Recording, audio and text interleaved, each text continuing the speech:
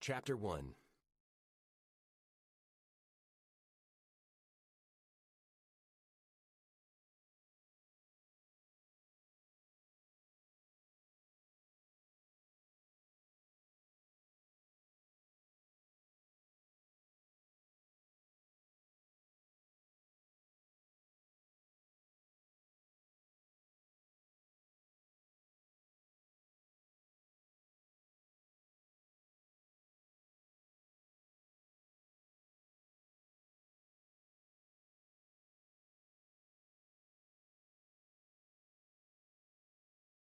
Hi, this is Billie Jean King. This is Marion Bartoli. I'm Mats Wilander. This is Mary Carrillo. This is Pam Schreiber. This is Yannick Noah, and you're listening to the Tennis Podcast.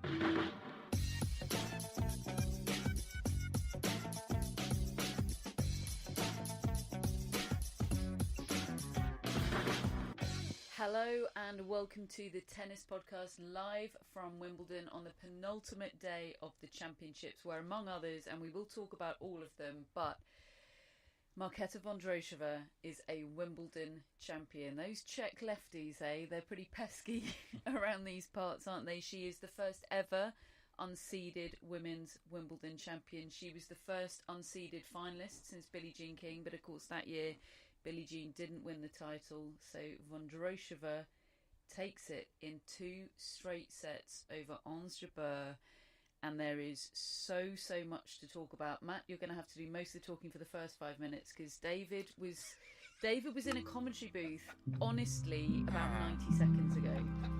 Yeah. It's some effort, David. Well, I feel like fitness is a question of recovery speed. And so, yeah, you carry on. Thoughts and feelings, Matt? Oh, my thoughts and feelings. So many. So many. That is, I think, one of the most emotional tennis matches I've ever watched, actually, and been so affected by. You know, I really want to make sure in this podcast that we give Marketa Vondrousova her due. And she played an incredible tournament. Her story is unbelievable, having only won 2 matches on grass before this grass court season. She's now the Wimbledon champion. It is mind-blowing, and she played a great final. But I must say I'm very sad for Ons Jabeur. I found the final an incredibly tough watch. And yeah, I had to go for a little walk around the grounds after it had finished, just to sort of clear my head a little bit. It was really affecting. Yeah, we've been a bit anxious about this one, actually. I mean, not actually anxious, but just how to express the things we want and need to say about Ons Jabeur without taking anything away from Marketa Vondrousova, who played a fantastic match today. And I honestly think against a lot of other opponents, Ons Jabeur would have found a way to do what she did against Sabalenka and Rybakina in the previous 2 rounds, but she didn't today, quite frankly, and there are a lot of reasons why she didn't and how she didn't. But let's talk about Marketa Vondrousova first. She didn't blink, did not blink. I mean, she played, in Ons Jabeur's words in the press conference not that long ago, she played the right match today. Yeah, I think the only time she blinked really was in the first 2 games, and she went 2-love down. And Jabeur had a point for 3-love. And I thought at that stage, I didn't really get to see the first 2 games, but I saw the third and I saw the fourth, and then there was one of them was the really long one, several deuces. And I felt as though that could have been the difference between it tail spinning away for Vondrousova and Jabeur just having a great time. I really felt that was a possibility at that point, that she could just think, I've cracked this, I feel great, and just gone downhill, and Vondrousova could have struggled to get into the match at all. It's so easy to do that. And I actually think she showed immense grit in that situation, did Vondrousova, to not allow that to happen, to dig into her own game. And what her own game does is make you beat her, because she's got such great racket skill and control, whereas maybe a big hitter might just be an unforced error fest.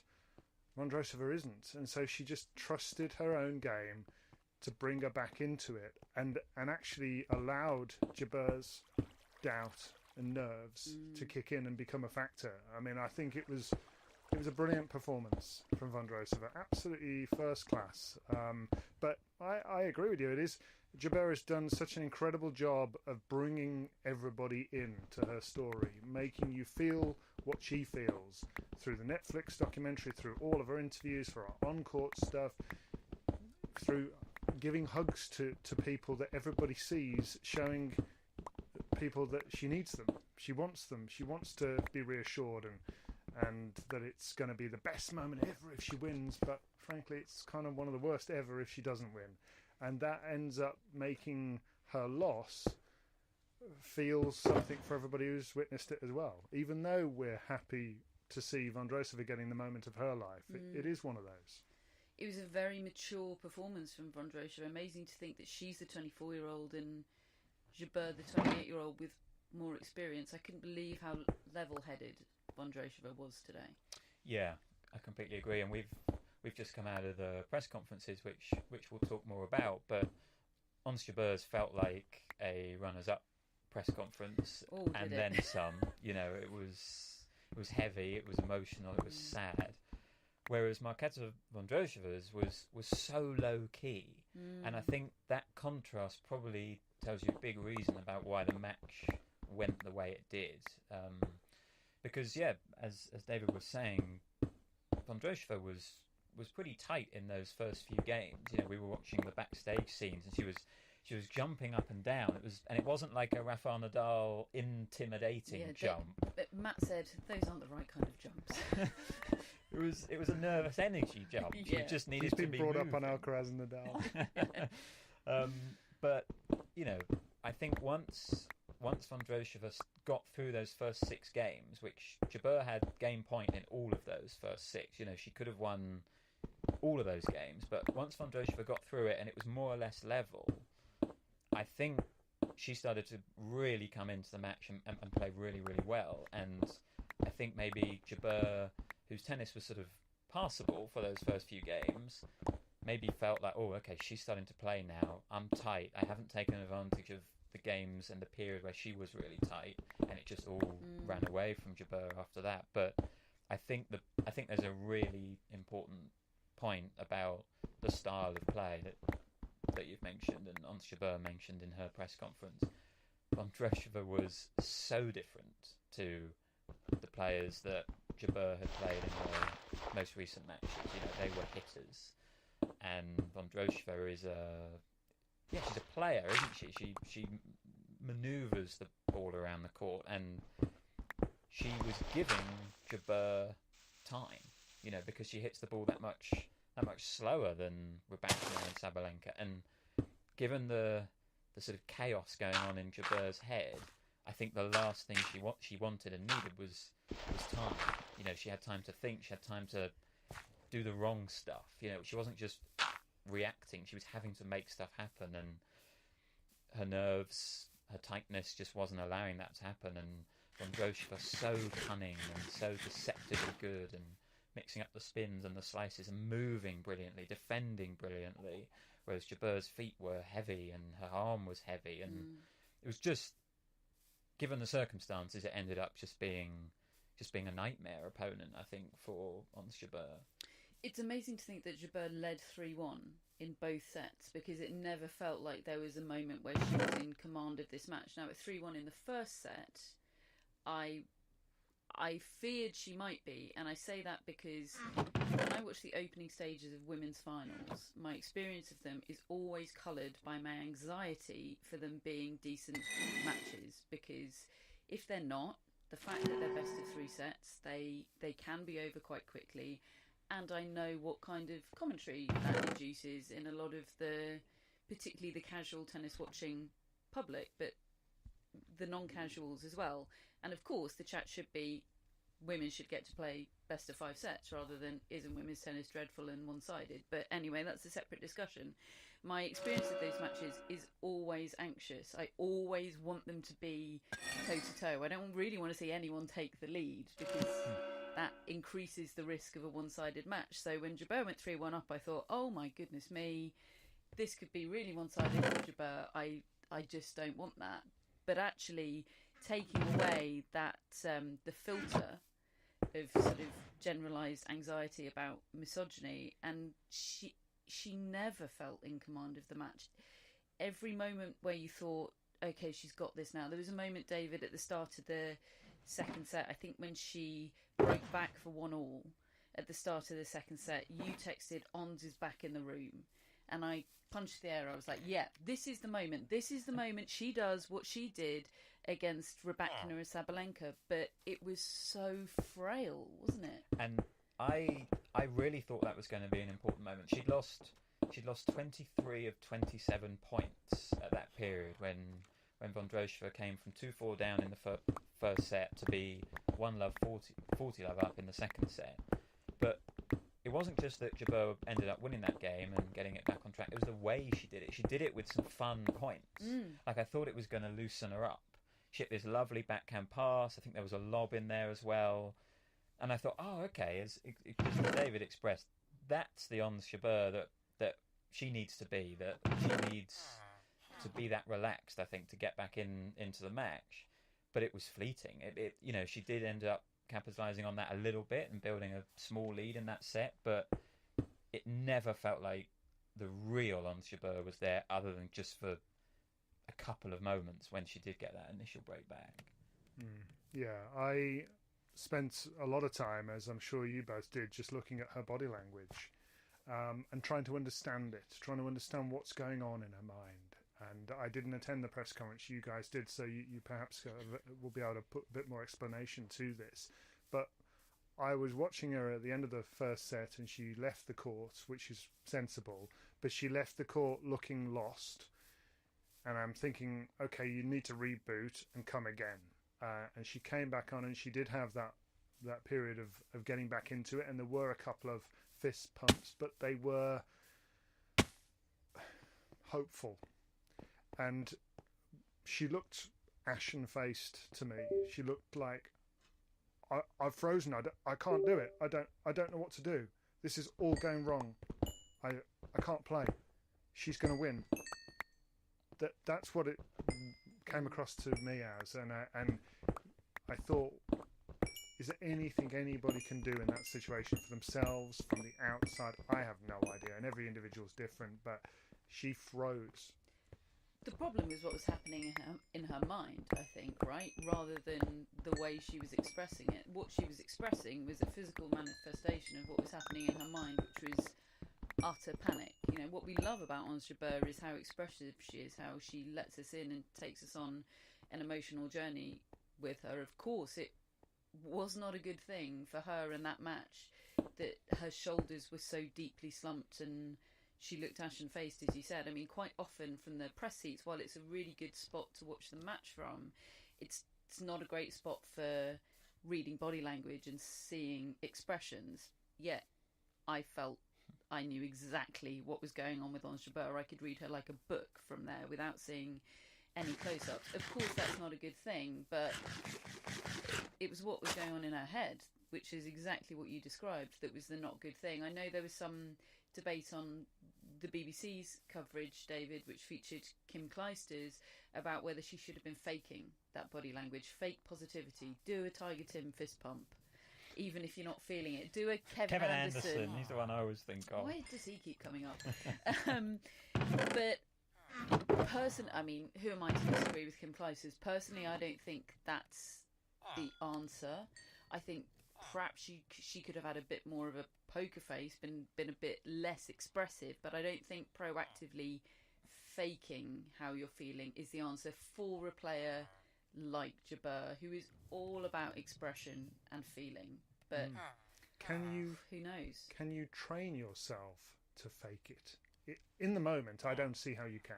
Like, on the spot, if you're feeling like that, if you panic, I've had panic attacks, you don't suddenly start, oh, I feel great, everybody. You know, you often say to me, yeah, you're not feeling good, are you? I can see on your face. I can tell. Don't care, you haven't got a poker face, all the rest of it.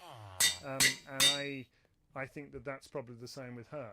But what Kim was saying, and here's a player who has reached 4 Grand Slam finals and had all the same dreams and been just as popular as Ons Jabeur and everybody willing her to win. And she freely admits she kind of froze on all of those 4 occasions. And she said, the hardest thing for me was to have got to those positions and not played the tennis I need to play for them to beat me.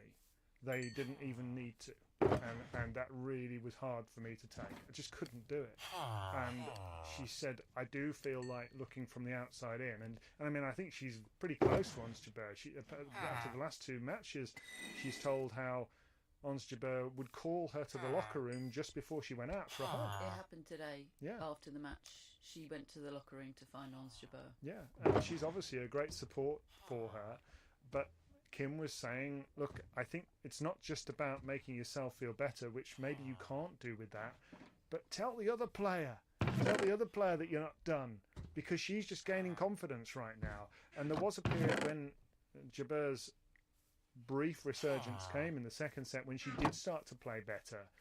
I thought that was the most impressive Vondrousova because she didn't allow it. She stood with her toe to toe, and the better it came at her, she just stood up to it. And she snuffed out that comeback, and it was blooming impressive from her.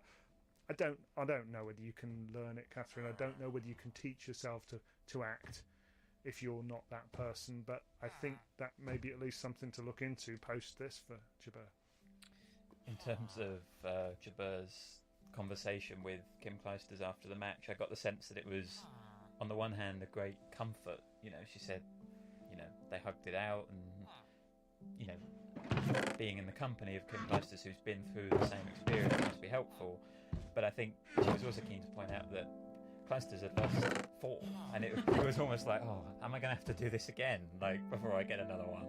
I think there was a sense that it could get worse. She didn't look ready to do it again. No. She had a face of, how can this get worse? And the other thing that we should mention, which for anyone who watched our preview show to this final, which if you didn't watch it at the time, definitely don't watch it. Don't watch it now. No, We don't come out of it great. no. There are some takes that haven't aged brilliantly. Yeah. You can delete YouTube content. Turns out, Martina Navratilova knew more than us about tennis. have thought? Who would have thought? that? Yeah, but something that broke during that show, which we talked about, was the fact that Ons Jabeur had to change her outfit and stop her practice this morning because she was warming up on centre court in all black. And of course, if you're playing on one of the match courts here, you have to be in all whites. And we sort of reacted to that live on that show, and we felt a little bit, oh my goodness, who knows? It could be nothing, but it felt like something. And the more I thought about that, the more I felt like it was the kind of thing that, if we were looking back on this one in 10 years when tennis relived, we would talk about. We would be like, the signs were there before the match. It felt like a plot twist in a Netflix episode. Yeah. And like she said, she woke up extremely stressed this morning and just forgot about the all-white rule. And the fact that she forgot, the fact that she wasn't clear in her thinking, the fact that no one in her team was clear in their thinking to tell her either, that just suggests to me that there was an awful lot of stress in that camp today and not conducive to playing your best tennis in, the biggest match of your life, or one of them.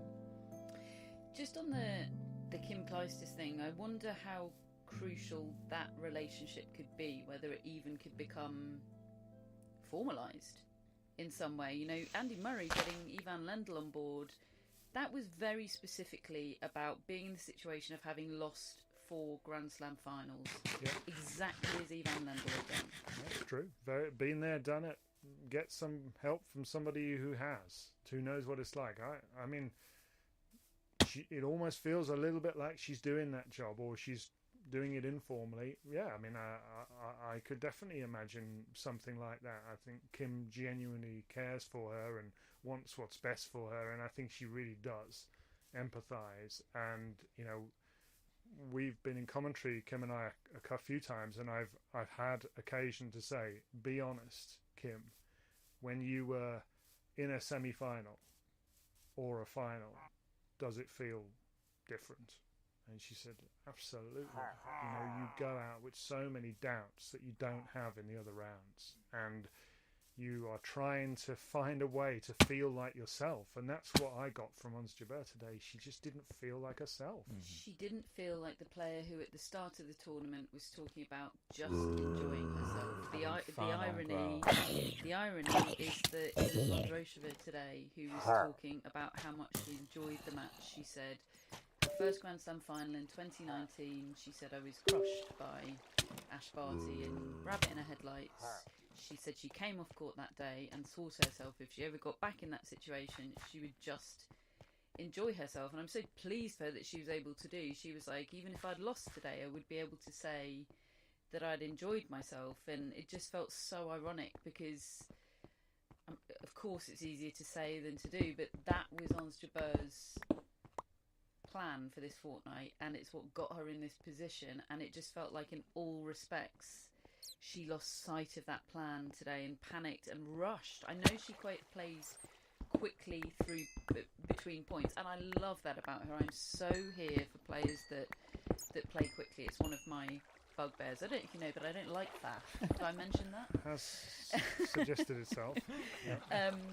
But it was startling how quickly she was playing today. At 4-all in the first set, she lost serve.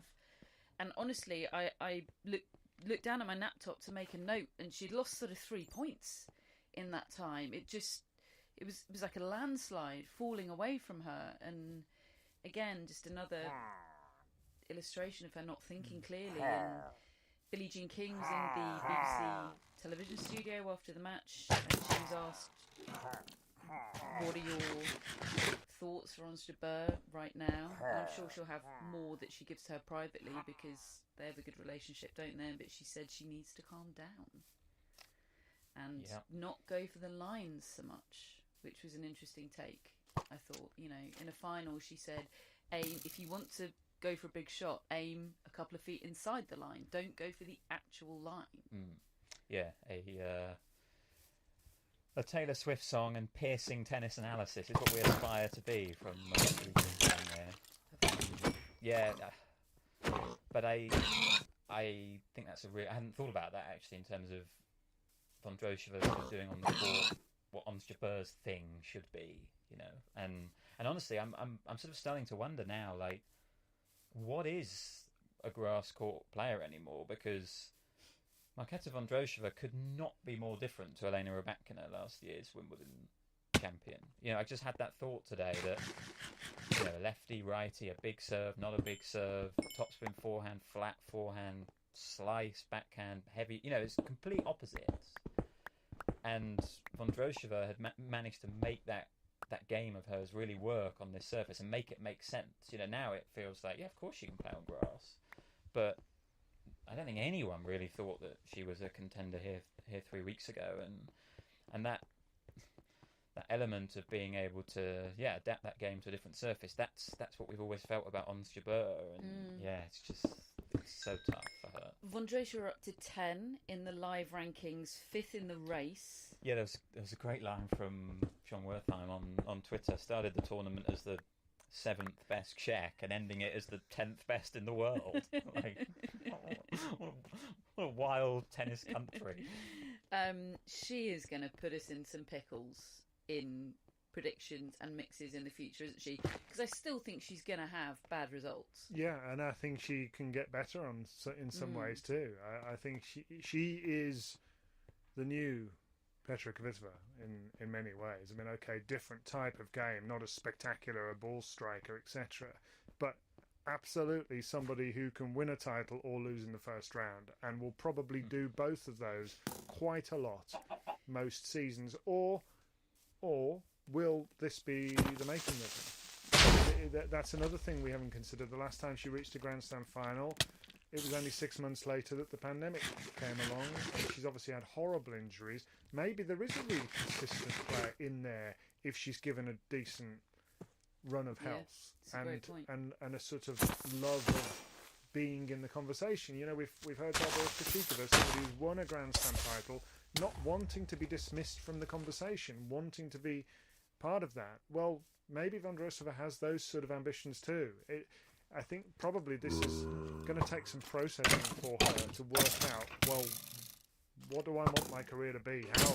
Because some players, that is such a toll to try to be relentlessly at your best. Some players cannot do that, and they need a break, and they can come and go, and they're okay with that. I always remember somebody saying that about Fernando Verdasco when he had his run to the semi-finals of the Australian Open and he nearly beat Nadal. That's great, but are you prepared to do what Nadal does in order to maximise what you can do? And I'm not sure, and the person said to me, I'm not sure he's prepared to do that because it's plummeting, mentally exhausting. So we'll find out who Marketa Vondrousova is in the years to come, health permitting, obviously. See what he's done there. He's actually evaded making any kind of prediction about who Marketa Vondrousova is going to turn out to be. Well, I really don't know. I fine by me, David. I'm not prepared to either. I am at a loss, really, with her. I do feel like Kim Clijsters gives me hope for Ons Jabeur because let's not forget she did win on the 5th attempt. And she won comfortably in the end in the final of the US Open that she won in 2005, and then she won 3 more after having her first child. So she is a perfect example because it was quite similar. I think she would get so tightly wound up. She was so loved, and there were always question, when are you going to do it, and all the rest of it. And she found a way. I think it'll be interesting because, in a way, Vondrousova's kind of secret weapon, in a way, has been how sort of mercurial and mysterious she is. Like, I think she's going to actually want to try and keep that vibe. Like, I don't think she's that interested in the celebrity of it all. That will, attention will invariably come with becoming Wimbledon champion. But I think she will try and, as much as she can, keep it on the sort of lower end, in a way that I don't think Barbora Krejcikova's... Okay, her profile has raised quite a lot in the sport, but I don't think it's sort of really dramatically changed her life, becoming Roland Garros champion. I think Vondrousova is going to try and do that and remain slippery and remain sort of tricky. I think because I think she thrives in that environment. I don't think she wants necessarily huge show courts right from the start of every tournament. She'll get higher billing, but I think it plays to her advantage to be underrated and be almost a bit not forgotten about, but just I don't know. But whether she can maintain that after this will be a question, I suppose. It was a big topic of discussion at the start of the match that it was played under the roof. At the time the match started, there was play on all the other outdoor courts. And people were expecting, I think, play to start on centre court with the roof open. A statement from the club on this. They said, "We've been monitoring the weather forecast, and in light of the yellow weather warning issued, we've taken the decision to close the roof on centre court and number 1 today." And a little further from them, they said the weather forecast today is challenging and indicates we may see scattered showers at short notice and high winds. Given this, we've taken the decision to close the roof on centre court and number 1 court today to allow for the smooth progression of the matches on these courts and to avoid disruption to matches part way through. We will always take the decision we feel is in the best interest of the championships and for the benefit of our players and guests. Given the weather forecast today, we have taken the decision to close the roof on centre number 1, which we believe is the best decision in light of the circumstances.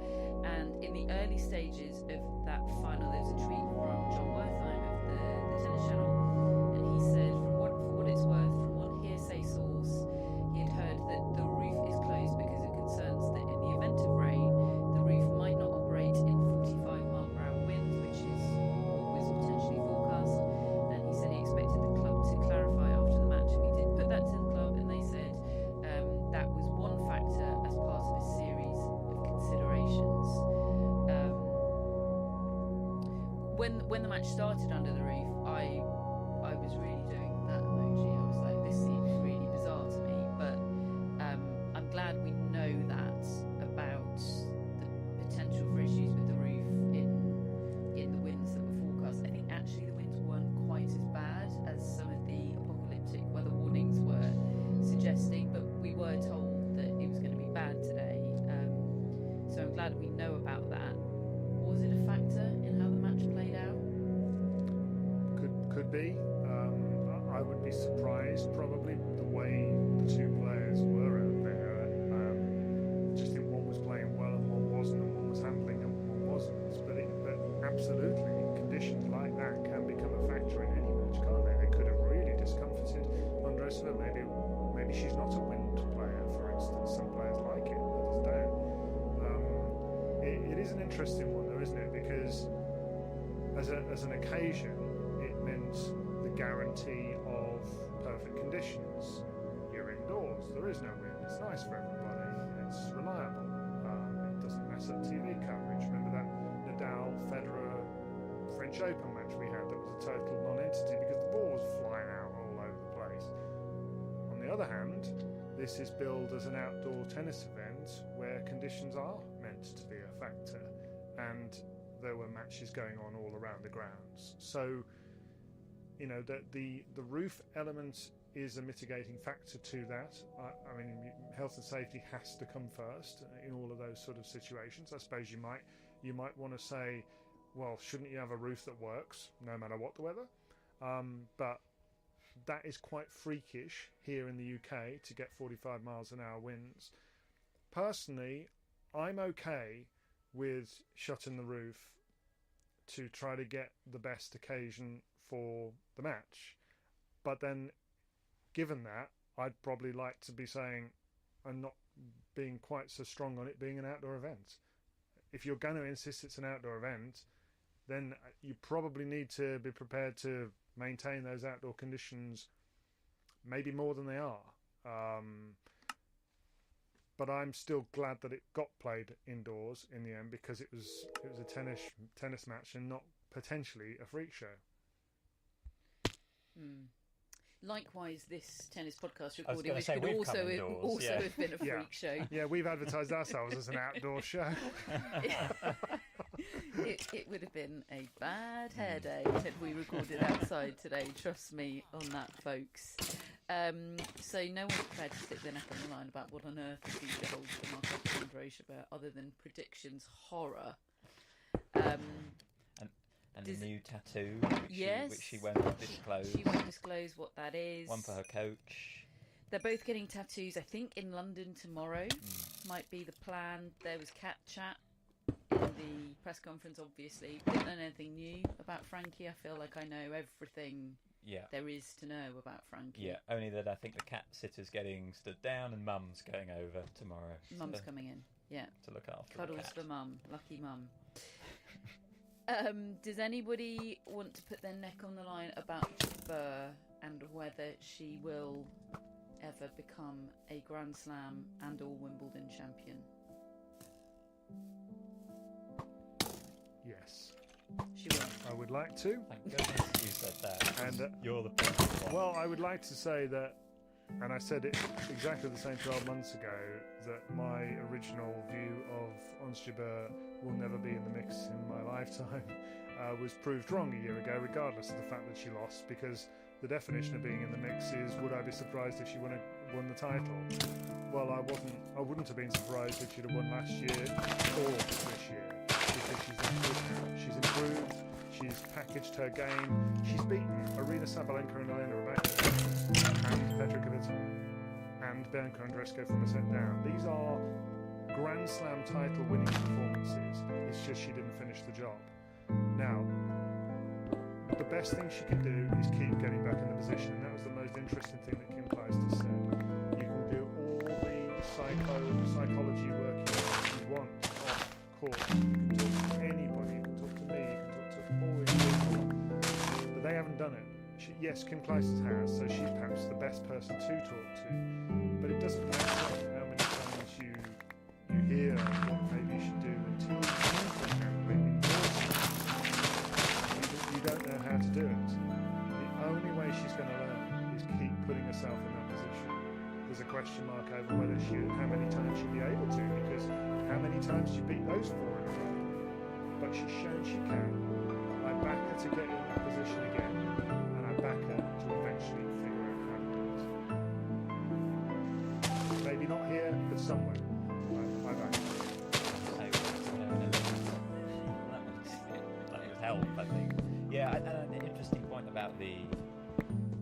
the succession of great players that she beat along the way. I do wonder whether that slightly took its toll.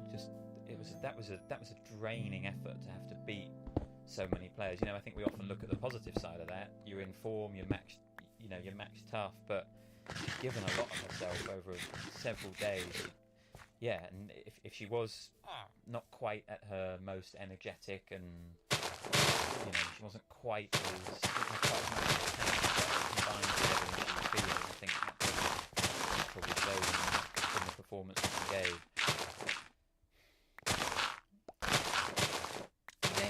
I don't feel quite as optimistic. That's it's a lot for her to overcome. Andy Murray, Kim Clijsters. Yeah, getting closer. Definitely. Well, I don't know if she is getting closer. She didn't get closer today. That's the thing. Like Murray said, getting closer, because that was probably the first Grand Slam final where he really felt like he had put his game on the court and played well. He lost to, at that time, the one everyone considered the greatest of all time. I disagree. I think she's getting closer because of who she beat to get there. Last year she beat Tatiana Maria. This time she's gone a bit... No, I mean, look, Tatiana Maria did brilliantly to get to the semi-finals, but she is not Aryna Sabalenka or Elena Rybakina. But it's a specific Grand Slam final problem that she seems to have. It's she reached 2 Grand Slam finals. I don't know. I really hope so. I think I fall closer to Matt. I'm perhaps not quite as doom and gloom, but I don't share your conviction. But I'm so glad you have it, David. I'm hanging on to it. Yeah, I honestly hope Ons Jabeur has a David Law in the room with her right now to help her up. Maybe give it a few days. You don't want to hear this nonsense about 4 hours after, do you? Shall we talk about some of the other results? Some of them final results, some of them trophy-winning results that we've had today. David, you have just seen... Well, you've seen 2 doubles matches, 2 doubles tournaments reach their conclusion in the last hour. We had Alfie Hewitt and Gordon Reid winning a 5th men's wheelchair doubles title, playing in their 7th consecutive final here. They beat Takito Oda and Takuya Miki 3-6, 6-love, 6-3.